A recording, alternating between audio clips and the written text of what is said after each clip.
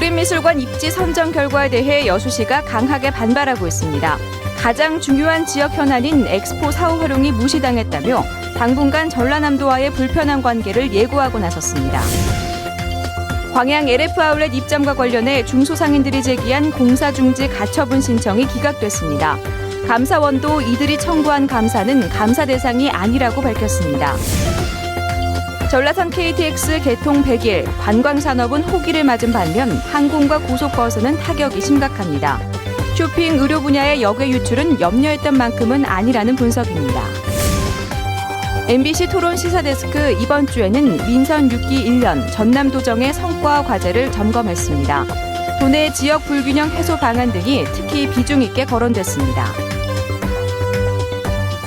여러분 안녕하십니까? 여수 MBC 뉴스데스크입니다.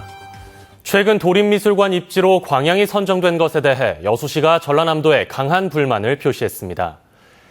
여수시는 오늘 보도자료에서 도림미술관 후보지를 박람회장 내 옛 지자체관으로 정해놓고 미술관 유치에 전력을 다했는데도 미술관 입지로 광양이 선정된 것은 전라남도의 박람회장 사후 활용 의지가 전혀 없는 것이라고 지적했습니다.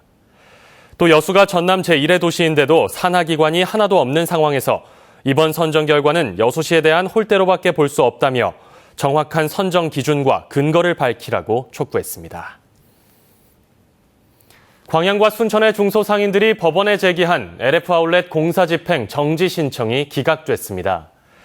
광주지방법원은 LF 아울렛 입점 반대 대책위원회가 지난달 16일 광양시의 LF 아울렛 건축 허가에 반발해 사업주의 공사 중단을 요청한 집행정지 가처분 신청에 대해 중지 사유가 되지 않는다며 기각했습니다.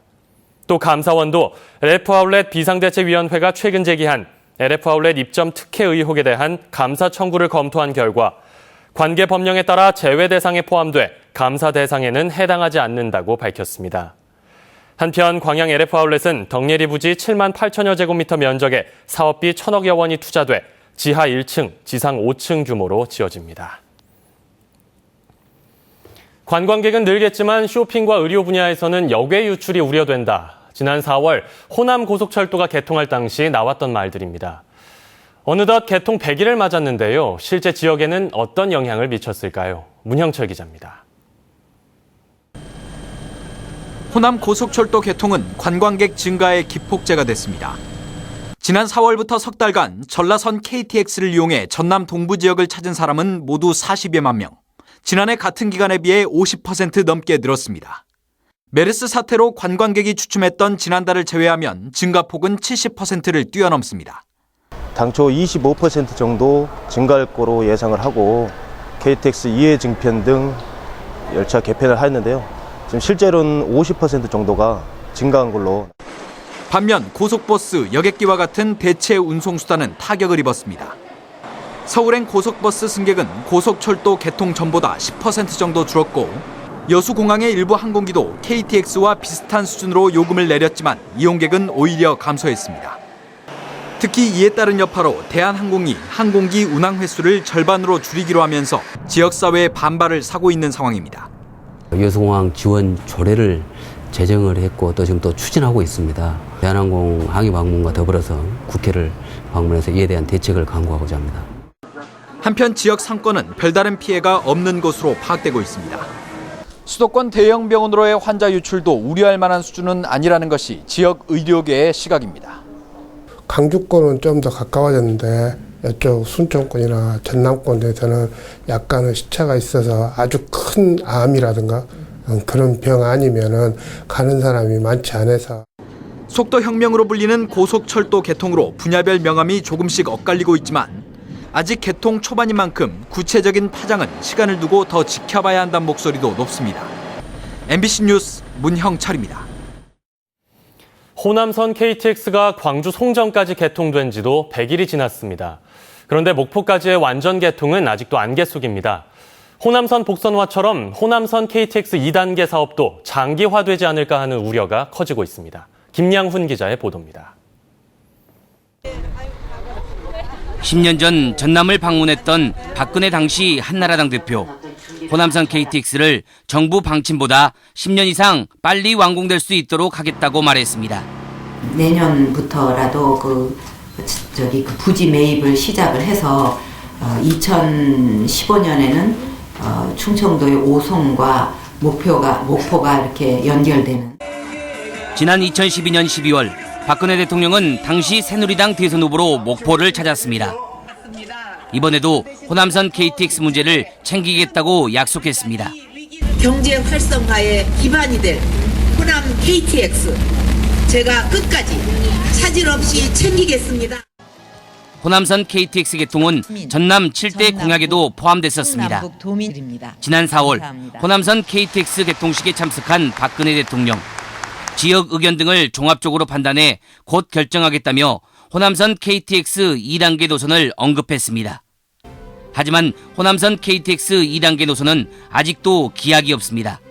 기획재정부가 6월 말까지 2단계 사업계획을 확정했어야 실시 설계를 거쳐 2017년 착공, 2020년 말 완공이 가능했지만 이마저도 무산됐습니다. 국토부와 전라남도, 기획재정부는 노선과 건설 방식을 놓고 아직도 다른 의견을 보이고 있습니다. 그런데 어느 순간부터 기획재정부가 이렇게 태도를 바꿔가지고 다른 대안을 내놓고 이거 안 받으면 뭐 안 하겠다는 투로 해서. 호남선 복선화까지 걸린 시간은 35년. 목포까지 호남선 KTX 완전 개통이 호남선 복선화 사업의 전철을 밟지 않을까 우려가 커지고 있습니다. MBC 뉴스 김양훈입니다. MBC 토론 시사데스크에서는 이낙연 전남지사를 초청해 민선 6기 지난 1년의 성과를 짚어보고 앞으로 남은 임기 동안 도정의 방향을 들어보는 시간을 가졌습니다. 이 지사는 지역의 불균형을 해소하고 보여주기식 성과보다는 결과로 평가받겠다고 말했습니다. 김주희 기자가 토론의 주요 내용을 정리했습니다. 이렇게 다녔더구만요. 그래도 이낙연 전남지사는 민선 6기 도정 1년 동안 새로운 도정의 목표와 방침에 대해 도민들과 공감대를 형성하는 시기였다고 평가했습니다. 민선 6기 핵심 공약이었던 100원 택시 사업은 현재 11개 시군으로 확대돼 하루 평균 750명이 이용하고 있다며 기대 이상의 호응을 얻고 있다고 말했습니다. 민선 6기 들어 평균 주 1.6회 병원을 방문해 도민들과 소통 행정을 실천하고 있다고도 밝혔습니다. 여수 창조경제혁신센터에 이어 광양에도 소재 부품 산업 중심의 창조경제혁신센터 개소를 위한 준비도 시작됐다고 덧붙였습니다. 광양의 포스코에서도 조금 다른 형태로 창조경제혁신센터를 만들 준비를 저희가 하고 같이 협의하고 있고요. 문화관광부의 복합 리조트 조성사업 대상지로 여수 경도 리조트가 선정될 가능성에 대해서도 긍정적으로 전망했습니다. 아직까지는 긍정적인 반응입니다. 최종 결정은 내년 초쯤에 이루어질 것 같습니다. 토론 자리에서 민선 6기 남은 임기 성공적인 도정개혁을 위해서는 공직사회의 자발적인 참여를 유도하는 게 선결 과제라는 지적도 나왔습니다.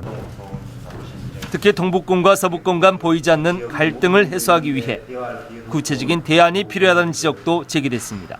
이런 갈등들을 해결할 수 있는 이런 체계, 조직들이 존재하지 않는다라는 겁니다. 지금은 모든 게 지사님 1인에게 다 집중되고 있는 거죠. 민선 6기 1년을 돌아보면서 이낙연 전남지사는 보여주기식 성과보다는 실속을 챙기고 결과로 평가받을 것이라고 강조했습니다. MBC 뉴스 김유입니다. 다음 뉴스입니다. 월드컵이나 올림픽 단체 종목에서는 16강이나 8강 진출에 실패하면 보통 짐 싸서 집에 간다 이런 표현들 하는데요. 유대회는 그렇지가 않습니다. 진 팀들도 대회가 끝날 때까지 진 팀들끼리 승부를 겨뤄서 순위를 가립니다. 김철원 기자가 그 이유를 전해드립니다.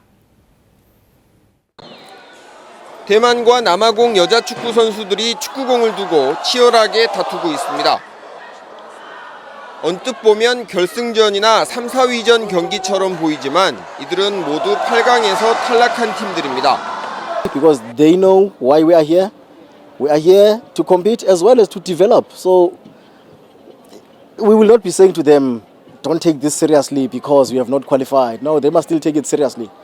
Every match must be like a final. 월드컵과 올림픽, 아시안게임과 달리 유니버시아드 대회는 진 팀들끼리도 겨뤄서 순위를 매기는 것을 원칙으로 하고 있습니다. 따라서 1회전이나 예선전에서 탈락하면 짐을 싸서 일찌감치 집에 가야 하는 다른 국제 경기와 달리 유니버시아드 대회는 선수들이 대회가 끝날 때까지 남아서 경기를 치러야 합니다. 이런 원칙은 구기 종목뿐 아니라 유도와 태권도 같은 개인 종목에도 적용됩니다. 탈락자들끼리 벌이는 패자 부활전의 경우 올림픽이나 세계 선수권 대회와 달리 유대회는 1회전 탈락자들에게도 패자 부활의 기회가 주어집니다. 국제연맹에서 실시하는 패자부활전은 8강에서 한 번 전 선수들만 경기를 하지만은 피슈에서는 1라운드 4강에 든 선수들 중에서 1라운드에도 1회전부터 전 선수들도 다시 한번 게임을 할 수 있는 이 같은 독특한 경기 운영 방식은 유대회의 주역이 바로 대학생들이기 때문입니다.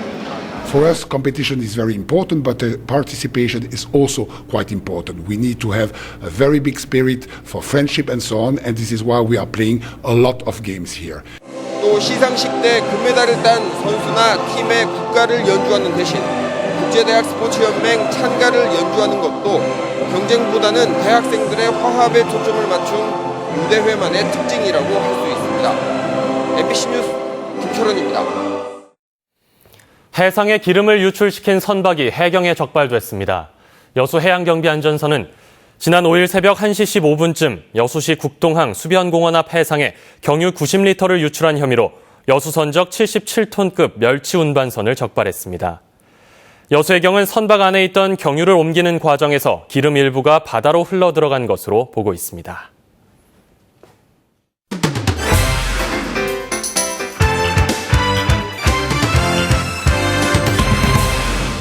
전남 테크노파크 제5대 원장에 김병일 후보자가 선임됐습니다. 순천대학교 공과대학 교수로 전라남도 정책자문위원 등을 역임한 김 후보자는 오는 16일 산업통상자원부 장관의 승인 등 임명 절차를 거쳐 8월 1일자로 취임하게 됩니다. 순천과 여수 등 전남 동부 지역 일선 경찰서는 내일부터 다음 달 9일까지 형사 1개 팀을 보복운전 수사 전담팀으로 지정해 운영한다고 밝혔습니다.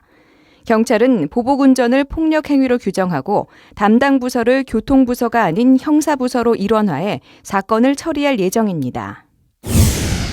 조충훈 순천시장은 오늘 기획재정부를 방문해 지역 현안 문제 해결을 위한 사업의 필요성과 타당성을 설명하고 지원을 요청했습니다.